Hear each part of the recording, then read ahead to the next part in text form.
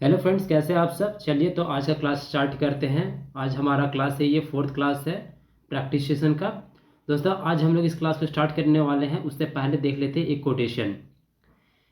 Martin Luther king junior का ये quotation है। इससे हमें क्या होगा, मोटिवेशन मिलेगा और हमें हर एक दिन क्या करना है, अपने आप में इम्प्रूवमेंट करना है।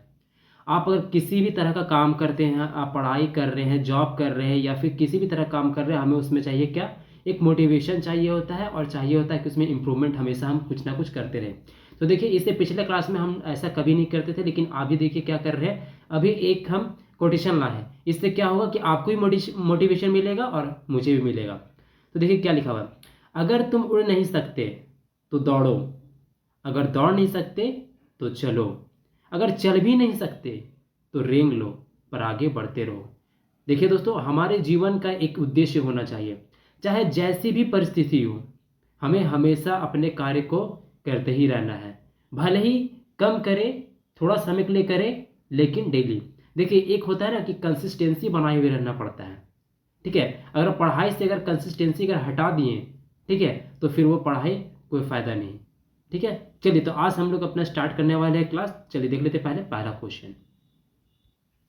पहला क्वेश्चन बोल रहा है the waste land is works by. जो वेस्ट लैंड है वो किसका वर्क है, जॉन मिल्टन का है, जॉन डन का है, टीएस इलियट का, या फिर एसटी कॉलरेज का है। तो दोस्तों हम सब जानते हैं कि वेस्ट लैंड किसका है, टीएस इलियट का है। किसका है, टीएस इलियट का है। और ये वर्क कब आया था, ये वर्क पब्लिश हुआ था 1922 में। कब हुआ था, 1922 में इसको पब्लिश करवाया गया था। तो इसका आंसर हो जाएगा हमारा सी नंबर।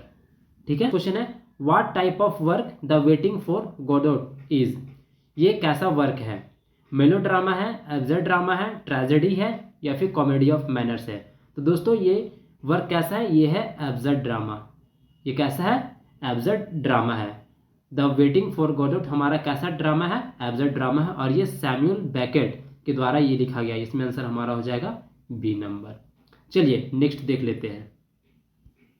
नेक्स्ट क्वेश्चन बोल रहा है call me smile is a famous line taken from which of the work.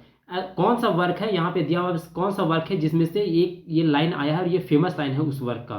मॉबी Dick का है, वुमेन एंड काउ का है, द स्कारलेट लेटर है, या फिर नन ऑफ द अबव।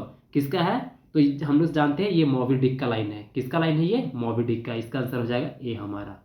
ठीक है दोस्तों, मैंने ब्रिटिश लिटरेचर, अमेरिकन लिटरेचर और अफ्रीकन लिटरेचर इसमें लिया है। ठीक है, और ये क्वेश्चन मैंने खुद से नहीं लिया, ये किसी ना किसी एग्जाम से आया है। और कुछ कुछ ऐसे क्वेश्चंस मैंने लिए हैं आगे ग्रामर का, जो कि DSSB में पूछा गया है, तो इसको ध्यान से देखना है। ठीक है, नेक्स्ट क्वेश्चन देख लेते हैं। नेक्स्ट हमारा क्वेश्चन है who is the main character in things fall apart. Things fall apart जो वर्क है, जो किसके द्वारा लिखा गया है, ये चिनुआ अबेचे के द्वारा लिखा गया। ये अफ्रीकन एक क्या है, राइटर है। तो इसमें मेन जो कैरेक्टर है यानी कि प्रोटोगनिस्ट है वो कौन है, क्या सैमुअल है, चिनुआ अबेचे है, ऑरलैंडो है, या फिर ओकोनकोवो है। तो हम सब जानते हैं कि ये ओकोनकोवो है जो इसमें मेन कैरेक्टर का रोल प्ले किया है, यानी इसमें आंसर हमारा हो जाएगा डी नंबर। चलिए नेक्स्ट क्वेश्चन देखते हैं। नेक्स्ट क्या बोल रहा है, the famished road is published in which year. कौन से ईयर में द फेमिस्ट रोड को पब्लिश करवाया गया है। तो ये हमारा 1991 में, यानी कि बी नंबर। और इसी वर्क को, ठीक है, द फेमिस्ट रोड को 1991 में बुकर प्राइज दिया गया है। और ये किसके द्वारा लिखा गया है, बेन ओकरी।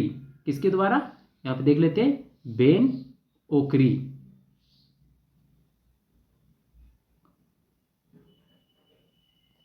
बेन ओकरी के द्वारा ये लिखा गया है। ठीक है, 1991 में, और 1991 में ही बुकर प्राइज इस वर्क को मिल चुका है। चलिए नेक्स्ट देख लेते हैं। नेक्स्ट है हमारा, अब यहां से हमारा वोकैब का स्टार्ट होने वाला है। ठीक है, a person who speaks many languages. हम वैसे आदमी को क्या बोलते हैं जो ढेर सारे लैंग्वेजेस को वो बोल पाता है। ठीक है, तो उसको लोग क्या बोलते हैं, उसको बोलते हैं पॉलीग्लोट। क्या बोलते हैं, पॉलीग्लोट। इसमें आंसर हमारा हो जाएगा सी नंबर। चलिए नेक्स्ट क्वेश्चन देख लेते हैं। नेक्स्ट हमारा क्वेश्चन है what is the meaning of the idiom to burn the midnight oil. देखिए ये इडियम जो है to burn the midnight oil, ये हर एक एग्जाम में, चाहे वो एसएससी का हो, बैंकिंग का हो, या फिर टीचिंग का हो, सीडीएस एनडीएस, मैंने हर जगह पे ये देखा है। ये इडियम्स फ्रेजेस जहां जहां पूछा जाता है, ये किसी ना किसी शिफ्ट में एक ना एक बार पूछता ही पूछता है। तो to burn the midnight oil का मतलब होता है क्या, टू वर्क हार्ड और work late at night, B number.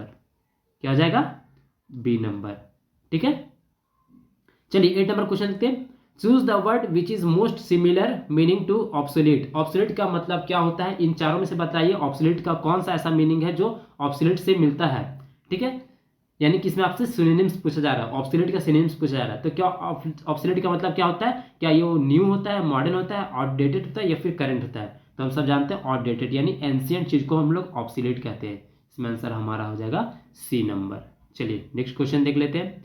Next question हमारा रीअरेंजमेंट से है, सेंटेंस रीअरेंजमेंट से। और ये क्वेश्चन मैंने कहाँ से लिया पता है, ये मैंने क्वेश्चन लिया DSSB में, ये क्वेश्चन पूछा गया, सेम क्वेश्चन पूछा गया है। चलिए बताइए, इसको रीअरेंज करना है। ये जो सेंटेंस दिया हुआ है PQRS, इसको सेंटेंस करके एक मीनिंग निकालना है।